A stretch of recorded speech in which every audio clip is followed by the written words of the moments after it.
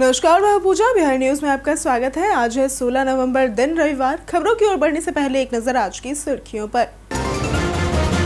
SIR model से बिहार चुनाव बना ऐतिहासिक। पहली बार किसी बूथ पर नहीं हुई हिंसा। पुनर्मतदान की भी नहीं पड़ी जरूरत। BPSC TRE 4 को लेकर बड़ी अपडेट। नए मानकों पर सभी जिलों को देना होगा आरक्षण रोस्टर। 7 जिलों ने पूरी कर ली है प्रक्रिया। बिहार चुनाव में जनजी उम्मीदवारों ने की धमाकेदार एंट्री। मैथिली ठाकुर ने सबसे कम उम्र की महिला विधायक बनने का बनाया रिकॉर्ड। 30 वर्षीय सभी 3 प्रत्याशी रहे विजयी। सोनपुर मेले में चमके सिंधी नस्ल के घोड़े। 5 प्रतियोगिताओं में जीत चुका है AK56। बाबर नाम का घोड़ा है उत्तर प्रदेश व बिहार का चैंपियन। बिहार विधानसभा में हुई महिलाओं की बड़ी जीत। 29 महिला उम्मीदवार रही विजयी। NDA ने 35 महिलाओं को दिया था टिकट। चुनाव आयोग ने 3 लाख नए वोटरों का दिया स्पष्टीकरण। कांग्रेस ने वोटर लिस्ट पर उठाए थे सवाल। नियमों के अनुसार अंतिम तिथि से 10 दिन पहले तक जुड़वा सकते थे नाम।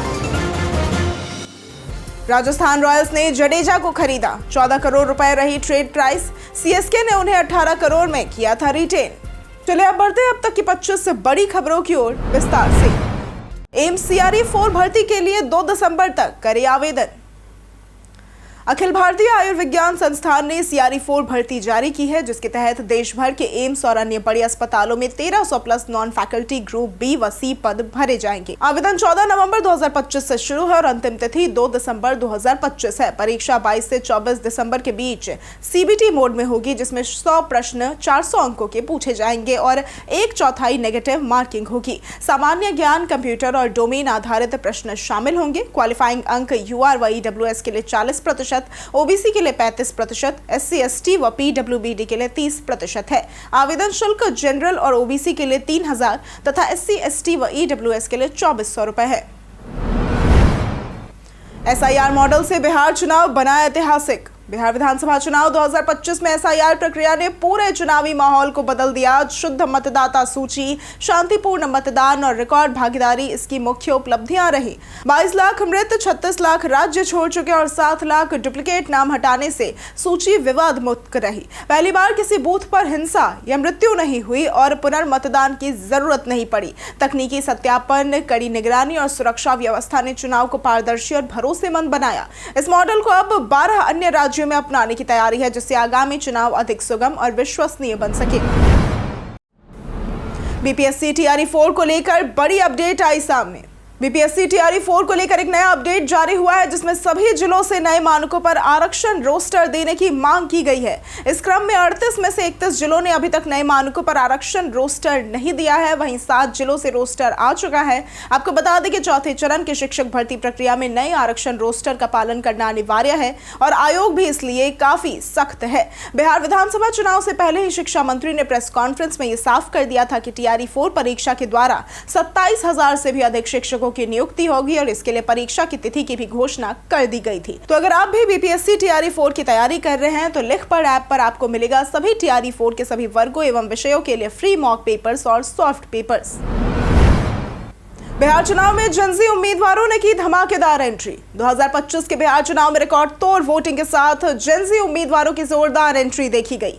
मैथिली ठाकुर ने 25 वर्ष में जीतकर सबसे कम उम्र की महिला विधायक बनने का रिकॉर्ड बनाया। रवीना कुशवाहा और शिवानी शुक्ला जैसे युवा उम्मीदवार राजनीतिक प्रभाव या पारिवारिक पहचान के बावजूद हार गई। दीपू यादव मात्र 27 वोटों से पराजित हुए, जबकि 29 वर्षीय सभी प्रमुख उम्मीदवार हार गए। इसके विपरीत 30 वर्षीय सभी 3 प्रत्याशी विजयी रहे। चुनाव ने दिखाया कि युवाओं के लिए राजनीति के दरवाजे अधिक खुल रहे हैं और भविष्य में उनकी भूमिका और मजबूत होगी। बिहारी बर्थडे स्पेशल में आज बात होगी चित्रगुप्त श्रीवास्तव की। बिहारी बर्थडे स्पेशल में आज बात करेंगे चित्रगुप्त श्रीवास्तव की, जो कि हिंदी और भोजपुरी सिनेमा के प्रमुख संगीत निर्देशक थे। बिहार के गोपालगंज जिले में जन्मे चित्रगुप्त ने अपने करियर में मुख्यतः गीतकार मजरूह सुल्तानपुरी के साथ काम किया। लता मंगेशकर ने उनके निर्देशन में लगभग 240 गीत गाए, जिनमें कई लोकप्रिय एकल भी शामिल है। किशोर कुमार और लता द्वारा गाए मचलती हुई हवा में छमछम जैसे गीत विशेष रूप से प्रसिद्ध हुए। उन्होंने किशोर कुमार से पायल वाली देखना और अगर सुन ले कोई नगमा जैसे सफल गीत भी रिकॉर्ड कराए। उनके बेटे आनंद मिलिंद भी जाने माने संगीत निर्देशक हैं। चुनाव आयोग ने 3 लाख नए वोटरों का दिया स्पष्टीकरण।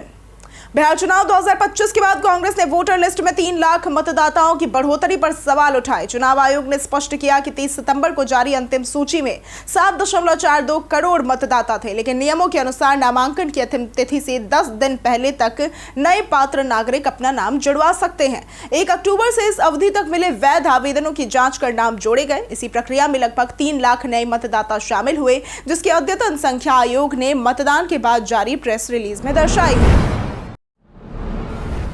सोनपुर मेले में चमके सिंधी नस्ल के घोड़े।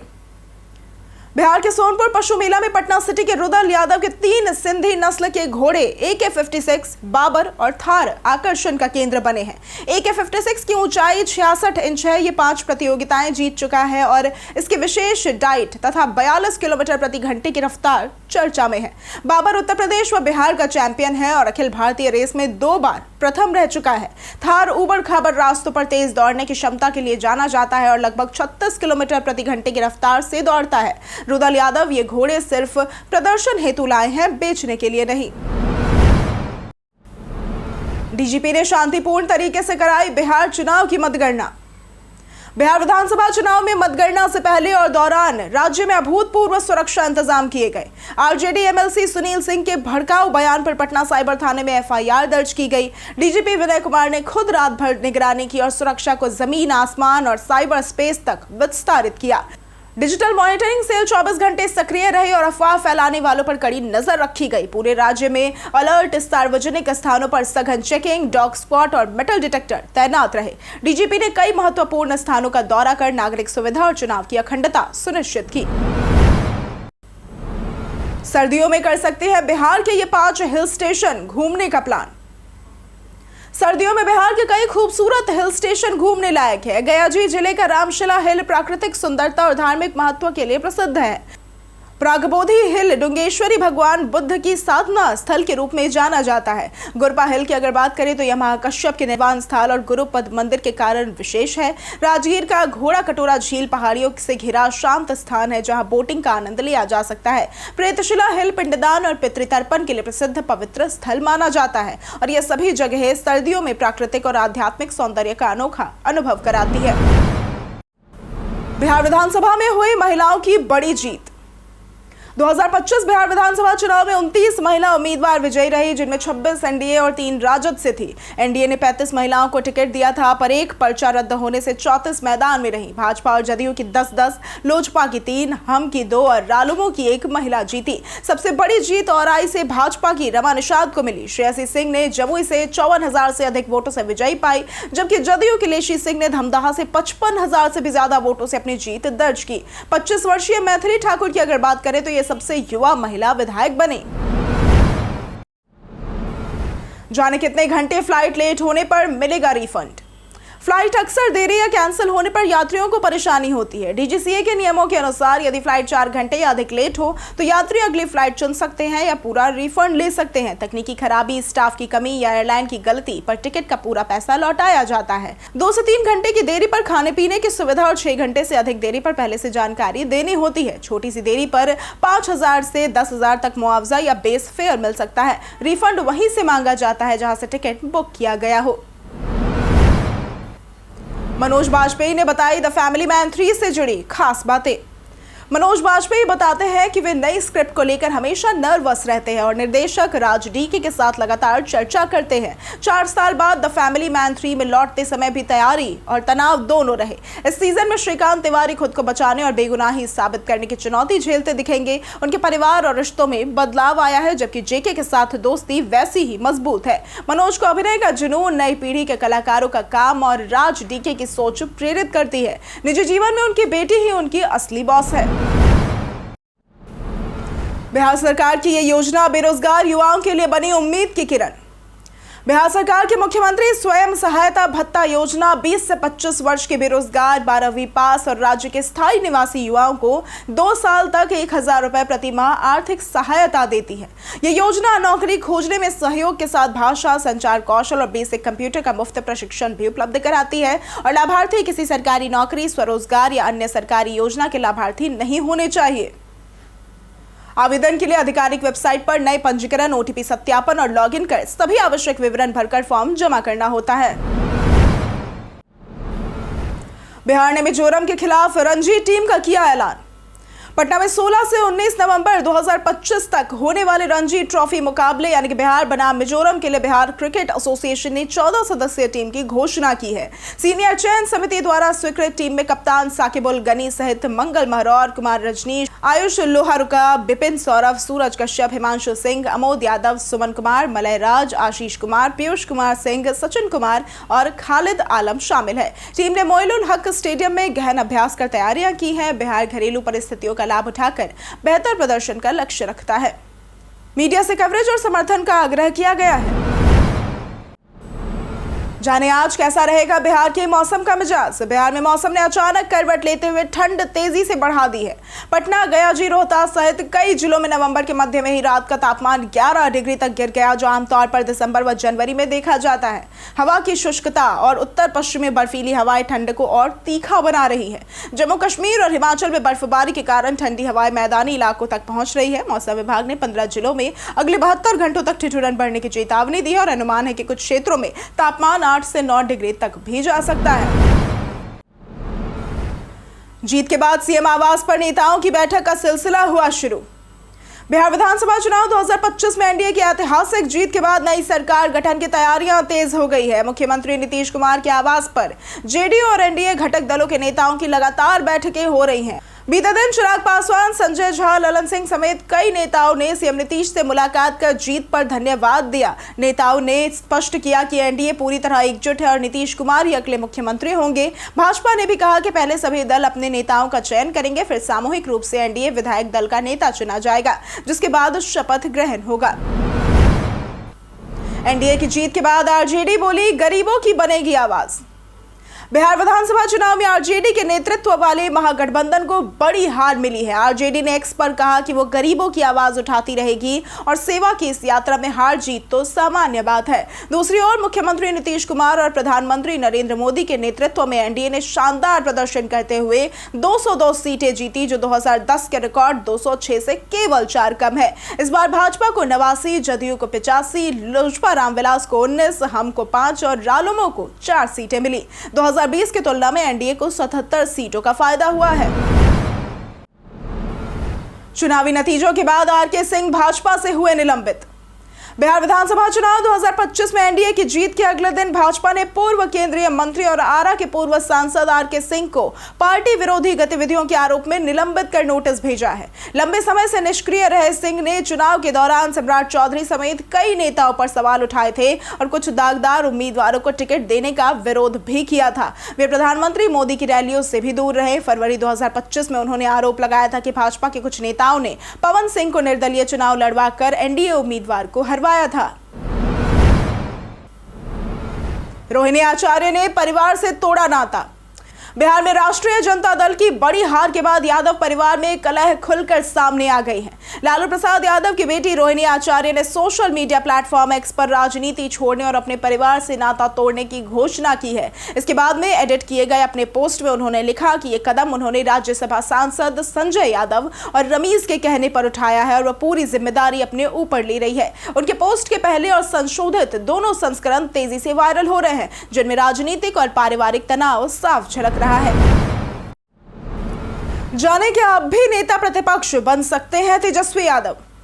बिहार विधानसभा चुनाव में राजद का प्रदर्शन बेहद कमजोर रहा और पार्टी 25 सीटों पर सिमट गई, जो उसके इतिहास की दूसरी सबसे खराब हार है। तेजस्वी यादव अपनी सीट बचा तो गए, पर पार्टी के वरिष्ठ नेता हार गए। 243 सदस्यीय सदन में 25 विधायकों के साथ राजद अब भी सबसे बड़ा विपक्षी दल है और इसलिए तेजस्वी के नेता प्रतिपक्ष बनने की संभावना बनी हुई है। 2020 में 75 सीटों वाली राजद को 2025 में एनडीए की प्रचंड जीत ने ध्वस्त कर दिया। महागठबंधन के अन्य दल केवल 10 सीटें ला सके। नई विधानसभा में विपक्ष कमजोर दिखेगा और उसका प्रभाव कम रहेगा। एनडीए की जीत पर ओवैसी का बयान। बिहार विधानसभा चुनाव 2025 में एनडीए की बड़ी जीत के बाद एआईएमआईएम प्रमुख असदुद्दीन ओवैसी ने महागठबंधन खासकर अखिलेश यादव के आरोपों को खारिज करते हुए कहा कि बिहार का जनादेश स्पष्ट है और इसे सम्मानपूर्वक स्वीकार करना चाहिए। उन्होंने नीतीश कुमार को बधाई दी और सीमांचल के विकास के लिए रचनात्मक सहयोग देने की बात कही। ओवैसी ने महागठबंधन की तैयारियों पर सवाल उठाए और कहा कि यदि वे बार बार उन्हें जिम्मेदार ठहराना चाहते हैं तो इससे उनकी स्थिति नहीं सुधरेगी। उन्होंने माना कि एनडीए की 200 सीटें उनके अनुमान अनुमान से अधिक आई हैं। जनसुराज के हाई प्रोफाइल उम्मीदवार भी साबित हुए बेअसर। बिहार चुनाव में प्रशांत किशोर की जनसुराज पार्टी का प्रदर्शन बेहद खराब रहा। 238 में से 236 उम्मीदवारों की जमानत जब्त हो गई और पार्टी का कुल वोट प्रतिशत सिर्फ 2% रहा। बड़े प्रचार और भीड़ के बावजूद वोट नहीं मिल पाए। रितेश पांडे, केसी सिन्हा, सरफराज आलम और मनीष कश्यप जैसे हाई प्रोफाइल उम्मीदवार भी तीसरे स्थान पर रहे। सिर्फ मढ़ौरा के नवीन कुमार सिंह दूसरे स्थान पर पहुंच पाए हैं। कमजोर संगठन, जमीनी पकड़ की कमी और सोशल मीडिया केंद्रित रणनीति जनसुराज के खिलाफ गई, जबकि जनता का भरोसा एनडीए पर ही टिका रहा। कई कारणों से दर्ज है भारत के इतिहास में आज की तारीख। 16 नवंबर 2013 को मुंबई में सचिन के क्रिकेट से संन्यास लेने के संकल्प के बाद ही भारत सरकार ने भी देश के सबसे बड़े नागरिक सम्मान भारत रत्न देने की आधिकारिक घोषणा कर दी। 40 वर्ष की आयु में इस सम्मान को प्राप्त करने वाले वे सबसे कम उम्र के व्यक्ति और सर्वप्रथम खिलाड़ी हैं। 1927 में श्री राम लागू का जन्म हुआ था। ये भारतीय सिनेमा और रंगमंच के दिग्गज कलाकार थे। 1931 में आर रामचंद्र राव का जन्म हुआ था। ये भारतीय क्रिकेट अंपायर थे। 1973 में पुलेला गोपीचंद का जन्म हुआ था। ये भारत के प्रसिद्ध शटलर खिलाड़ी हैं। 1930 में मिहिर सेन का जन्म हुआ था। ये भारत के प्रसिद्ध लंबी दूरी के तैराक थे। 1907 में शंभू महाराज का जन्म हुआ था। ये कथक के प्रसिद्धि प्राप्त गुरु तथा नर्तक थे। और आज ही के दिन राष्ट्रीय प्रेस दिवस भी मनाया जाता है। राजस्थान रॉयल्स ने जडेजा को खरीदा।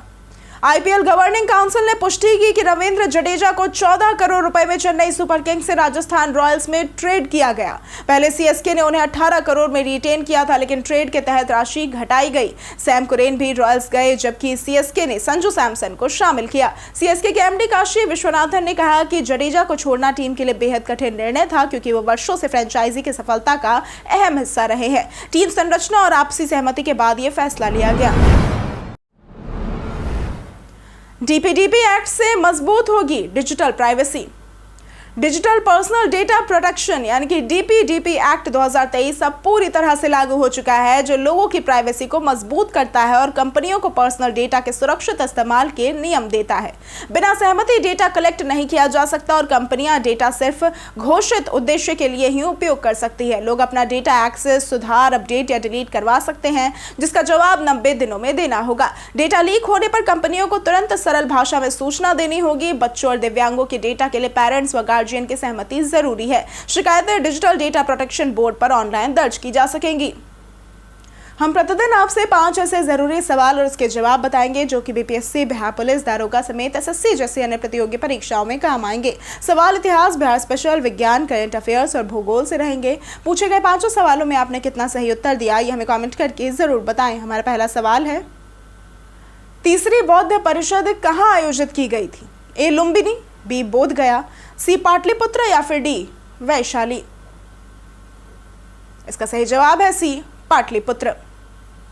हमारा दूसरा सवाल है, इनमें से कौन सा जीआई प्रमाणित कृषि उत्पाद बिहार से नहीं है? ए मगही पान, बी कतरनी चावल, सी शाही लीची या फिर डी कुर्ग अरेबिका कॉफी? इसका सही जवाब है डी कुर्ग अरेबिका कॉफी। हमारा तीसरा सवाल है, बलवंत राय मेहता समिति पैटर्न के अनुसार पंचायती राज लागू करने वाला पहला राज्य कौन सा था? ए बिहार, बी उत्तर प्रदेश, सी राजस्थान या फिर डी हरियाणा? इसका सही जवाब है सी राजस्थान। हमारा चौथा सवाल है, बिहार में तसर विकास योजना किस वित्तीय वर्ष में शुरू की गई थी? ए 2005 से 6, बी 2003 से 4, सी 2007 से 8 या फिर डी 2012 से 13? इसका सही जवाब है डी 2012 से 13।